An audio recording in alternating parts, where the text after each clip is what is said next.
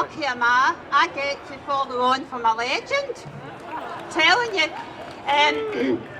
Well, good afternoon, freedom fighters. Lovely to see you here. When I was asked to do this, I actually, for once in my life, I jumped at it. Because it was my chance here to put to bed a myth that's out there, that being that members of the SNP maybe don't actually want independence. Can I tell you right here, right now, the only reason I am in the SNP is the same blinking reason you're all out there today. I want independence.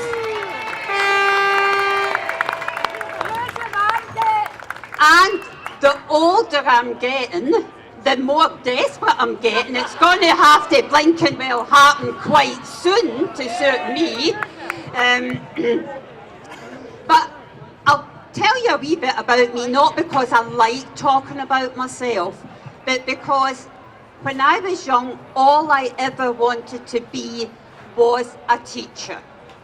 After I went to secondary school, all I ever wanted to be was a history teacher. And it only dawned on me years later how brainwashed I actually was at school. I loved history. I studied the history of the Vikings. We had a 1066. We had all the way up through the Charters and so on. But it was only latterly it dawned on me, nobody ever mentioned Scotland.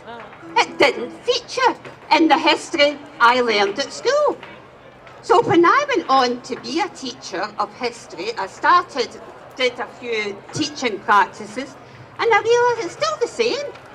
They were telling you about the American Indians and the Russian Revolution, the wars, we got all that, nothing about Scotland. All I ever knew about Scotland in its history was that Mary Queen of Scots got her head chopped off. That was it. Nothing else. So that's when I decided, no, I'll be an English teacher instead, because then I was in a position to promote my culture, Scottish language and literature. So that's just to tell you how determined I am.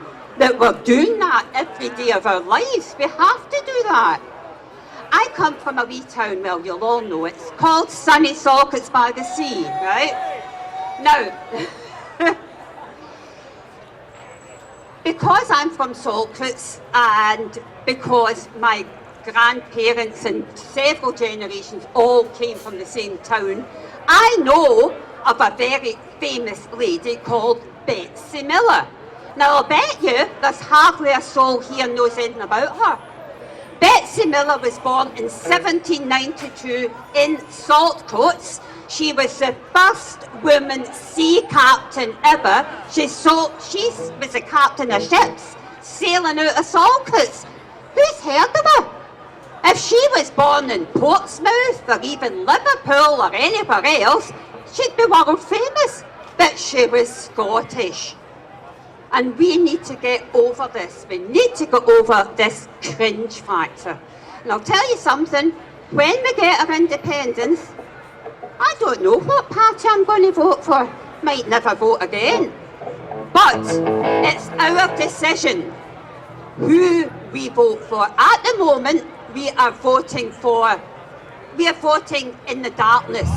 We have a certain culture that we want to maintain. But we're governed by England. We never will get the society that the people of Scotland want until we can make that choice for ourselves.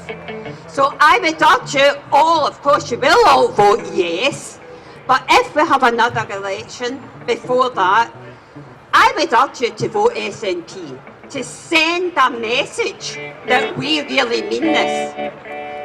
Right?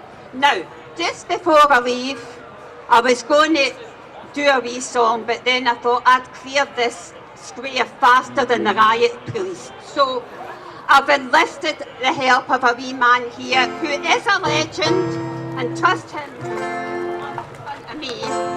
Now, some of you here will know of the Corries. I see a few faces that are just as old as mine. It actually surprised me recently when somebody told me, oh, I never knew that Roy Williamson from the Corries wrote Flower of Scotland. I thought everybody knew that. But it was my sister, sit down over there. How could you not know that?